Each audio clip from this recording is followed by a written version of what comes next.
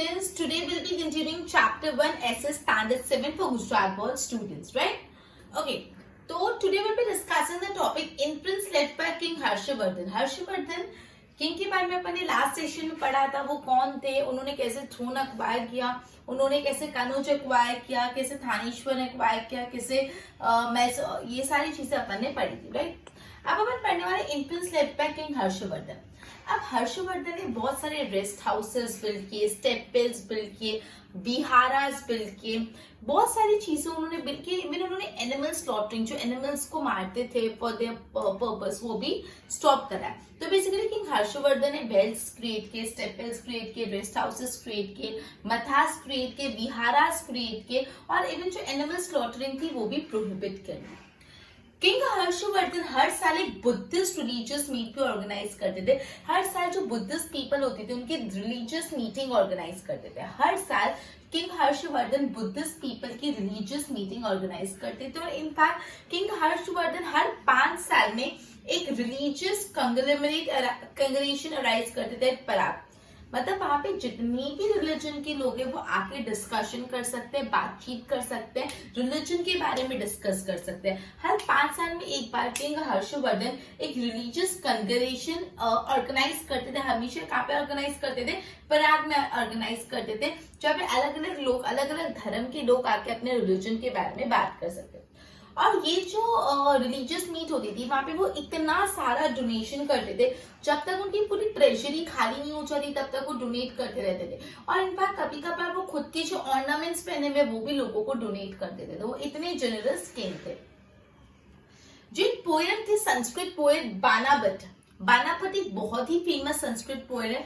उन्होंने भी उनके दरबार को एडॉर्न किया, उन्होंने भी उनके दरबार के कोर्ट के बारे में लिखा, एडॉर्न हिज कोर्ट। किंग हर्षवर्धन के जो फेमस वर्क है वो हर्षचरित्र और कादम्बरी, ठीक है? ये आज भी हर्षचरित्र और कादम्बरी आज भी फेमस है, ठीक है? We came to know about many important aspects. अब एक किंग हर्षवर्धन की बायोग्राफी है हर्षचरित्र। हर्षचरित्र पूरी किंग हर्षवर्धन की बायोग्राफी, जिसके बारे में अपन को बहुत हद तक किंग हर्षवर्धन के बारे में पता चलता है। हर्षचरित्र हर्षवर्धन की बायोग्राफी, जिससे अपन को बहुत ज्यादा हर्षवर्धन की लाइफ के बारे में मालूम चलता है। इवन जो किंग हर्षवर्धन है वो खुद भी बहुत अच्छे राइटर थे और उन्होंने 3 प्लेस लिखे थे। एक था नागानंदा, दूसरा था रत्नवाली और तीसरा था प्रियदर्शनी। तो ये बहुत ही इंपॉर्टेंट है, कौन से 3 प्लेस थे जो हर्षवर्धन ने लिखे थे। तो पहला था नागानंदा, दूसरा रत्नवाली और तीसरा प्रियदर्शिका, राइट? वापस में समझा के ध्यान रखना, किंग अपन पर influence led by king Harshvardhan. King Harshvardhan ने बहुत सारे रेस्ट हाउसेस बिल्ड किए, वेल्स बिल्ड किए, मथास बिल्ड किए, विहारास बिल्ड किए। इवन उन्होंने एनिमल स्लॉटरिंग भी प्रोहिबिट कराए। किंग हर्षवर्धन हर साल एक बुद्धिस्ट रिलीजियस मीट ऑर्गेनाइज करते थे। मतलब जितने भी बुद्धिस्ट लोग थे वो आके हर साल मिलते। इवन वो हर 5 साल में एक बार रिलीजियस मीटिंग ऑर्गेनाइज करते थे पराग में, रिलीजियस कंकरेट ऑर्गेनाइज करते थे पराग में, जहाँ पे हर धर्म के लोग आके अपने धर्म के बारे में डिस्कशन करते थे। वहां पे किंग हर्षवर्धन इतना डोनेशन करते थे जब तक उनकी पूरी ट्रेजरी खाली नहीं हो जाती रहती, उनकी पूरी वेल्थ खाली नहीं हो जाती, तब तक वो डोनेशन करते थे। इनफैक्ट काफी बार वो अपने पहने हुए ऑर्नामेंट्स भी निकाल के लोगों को डोनेट कर देते थे। एक संस्कृत पोएट है बानापट, जिन्होंने किंग हर्षवर्धन के दरबार के बारे में जिक्र करा है, बात करिए। उसके बाद हर्षचरित्र और कादम्बरी आज तक फेमस है, जो इम्पोर्टेंट वर्क है। ये जो हर्षचरित्र है वो पूरा हर्षवर्धन की लाइफ पे बेस्ड है। तो हर्षचरित्र रीड करने से आपको हर्षवर्धन के रीजन के बारे में बहुत ही हद तक आइडिया लग जाएगा। इवन किंग हर्षवर्धन भी बहुत अच्छे राइटर थे। उन्होंने 3 प्ले लिखे। पहला प्ले था नागानंदा, दूसरा रत्नवाली और तीसरा प्रियदर्शिका। ये 3 है, नागानंदा, रत्नवाली और प्रियदर्शिका। जो 3 प्लेज है वो किंग हर्षवर्धन ने लिखे। अब किंग हर्षवर्धन के एम्पायर में एक नालंदा यूनिवर्सिटी थी। नालंदा यूनिवर्सिटी बहुत ही फेमस यूनिवर्सिटी है। अब ये यूनिवर्सिटी में किंग हर्षवर्धन का क्या कॉन्ट्रीब्यूशन है वो पढ़ते हैं। किंग हर्षवर्धन, ये नालंदा यूनिवर्सिटी शालीभद्र आचार्य शिलाभद्र ने एस्टैब्लिश की थी। तो किंग हर्षवर्धन ने शिलाभद्र आचार्य को जिस हद तक हो सके उस हद तक मदद की थी ये यूनिवर्सिटी एस्टैब्लिश करने में। और आज जो वर्ल्ड फेमस है, ये जो पूरे वर्ल्ड में नालंदा यूनिवर्सिटी को फेमस करने में शिलाभद्र की मदद बहुत ज्यादा हर्षवर्धन ने की थी। हर्षवर्धन ने आचार्य शिलाभद्र की मदद की थी नालंदा यूनिवर्सिटी को वर्ल्ड फेमस बनाने के लिए। This university had revenue access to 100 villages given by King Harsha and for maintenance. ये जो नालंदा यूनिवर्सिटी है बेसिकली 100 विलेजेस से रेवेन्यू कलेक्ट करते हैं। नालंदा यूनिवर्सिटी 100 विलेजेस से रेवेन्यू कलेक्ट करते हैं और ये जो 100 विलेजेस है वो किंग हर्षवर्धन ने यूनिवर्सिटी को दिए गए और बदले में जो यूनिवर्सिटी है वो 100 के 100 विलेजेस का ध्यान रखती है, उनका मेंटेनेंस करती है। इनफैक्ट आपने केमिस्ट के बारे में पढ़ रहा होगा, आचार्य नागार्जुन सागर। आचार्य नागार्जुन सागर ने ये प्रूव किया था कि जो आयरन है, जो आर्सेनिक और मर्क्यूरी का ऐश होता है वो मेडिसिन की तरह यूज हो सकता है। ये जो आचार्य हैं वो भी नालंदा यूनिवर्सिटी से ही बिलोंग करते थे। नालंदा यूनिवर्सिटी के बारे में बता रही हूँ। बेसिकली नालंदा यूनिवर्सिटी को वर्ल्ड फेमस बनाने में किंग हर्षवर्धन ने जो आचार्य शिलाभद्र हैं उनका बहुत ज्यादा कंट्रीब्यूशन, बहुत मदद की।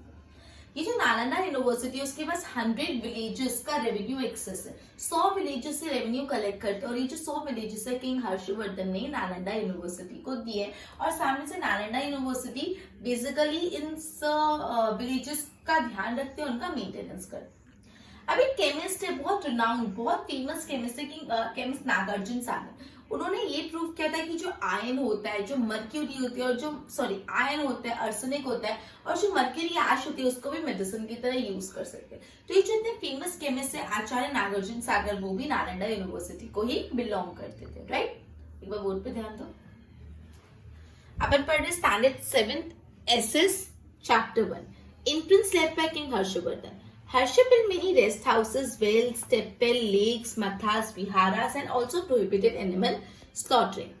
Every year organized Buddhist religious meet. हर साल वो एक Buddhist religious meet organize करते थे.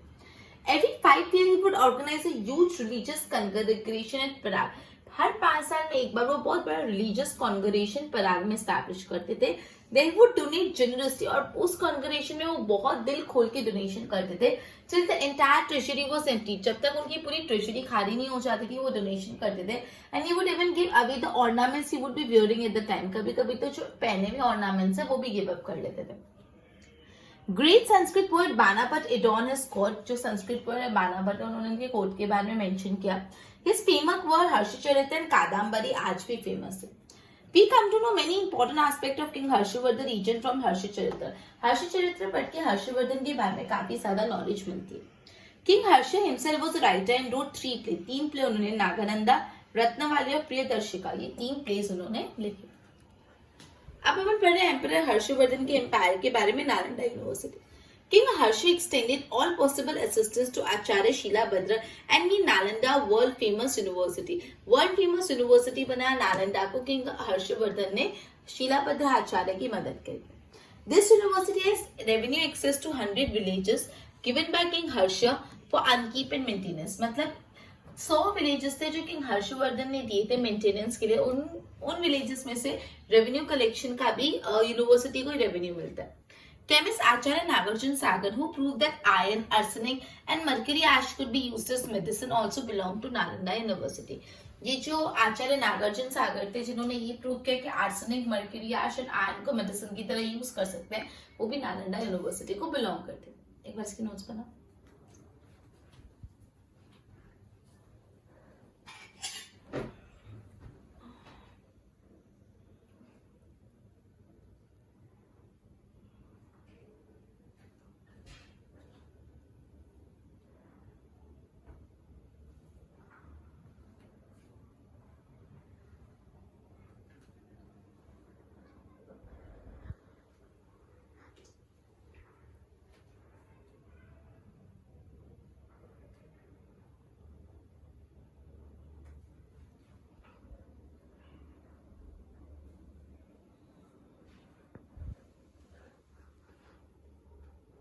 जो Nalanda university basically, Nalanda university के 3 बहुत इंपॉर्टेंट पॉइंट है. नालंदा यूनिवर्सिटी में एडमिशन लेने के लिए बच्चों को पहले एंट्रेंस टेस्ट क्लियर करना पड़ता था। अगर वो एंट्रेंस टेस्ट में पास होते थे तो ही नालंदा यूनिवर्सिटी में एडमिशन मिलता था।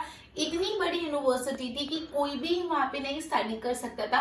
वहां पे स्टडी करने के लिए पहले एक एंट्रेंस टेस्ट क्लियर करना पड़ता था। और आप मानोगे नहीं, नालंदा यूनिवर्सिटी में फ्री एजुकेशन थी, पैसे नहीं लेते थे, फ्री एजुकेशन थी। लॉजिंग बोर्डिंग रहने का भी फ्री था, वो provided in Nalanda university. Nalanda university में पढ़ाई भी मुफ्त में होती थी, पढ़ाई भी फ्री में होती थी, रहने की फैसिलिटी भी फ्री में प्रोवाइड होती थी। और नालंदा यूनिवर्सिटी में एक बहुत बड़ी लाइब्रेरी थी। नालंदा यूनिवर्सिटी में एक बहुत बड़ी लाइब्रेरी थी जिसका नाम था धर्मगंज। ये बहुत इंपॉर्टेंट है, तीनों पॉइंट एक्सट्रीमली इंपॉर्टेंट है, वापस बोल रही, एक बार ध्यान देना। नालंदा यूनिवर्सिटी में बेसिकली एडमिशन लेने के लिए आपको पहले एक एडमिशन एंट्रेंस टेस्ट क्लियर करना पड़ता था। अगर वो एंट्रेंस टेस्ट क्लियर कर ले तो ही नालंदा यूनिवर्सिटी में एडमिशन मिलता था। उसके बाद नालंदा यूनिवर्सिटी में आपको free education, free lodging boarding, खाने का भी एजुकेशन भी फ्री, लॉजिंग बोर्डिंग सब कुछ फ्री, रहने का भी फ्री होता था, और पढ़ाई भी फ्री में होती थी। और नालंदा यूनिवर्सिटी में एक बहुत अच्छी एक्सटेंसिव, बहुत सारी किताबों से भरपूर लाइब्रेरी था जिसका नाम था धर्मगंज। ये बहुत इंपॉर्टेंट है, नालंदा यूनिवर्सिटी की लाइब्रेरी के बारे में पूछे तो वो है धर्मगंज, राइट। तो बेसिकली आज अपन ने किंग हर्षवर्धन ने जो जो किया वो पढ़ा, नालंदा यूनिवर्सिटी के बारे में पढ़ा। एक बार बोर्ड पे ध्यान दो। Student have to clear an entrance test for admission into Nalanda university. अगर स्टूडेंट्स को नालंदा यूनिवर्सिटी में आना होता था तो उनको एक एडमिशन टेस्ट क्लियर करना पड़ता था। Free education, lodging and boarding of provided in the Nalanda university. Nalanda university में फ्री एजुकेशन, लॉजिंग और बोर्डिंग मिलता था। The extensive library of Nalanda university, the extensive library of the Nalanda university was known as Dharmaganj. ये important है, ये जो लाइब्रेरी है Nalanda university वो कौन सी थी, धर्मगंज। ओके, आई होप इतना क्लियर हो। एक बार इसके नोट्स बनाओ।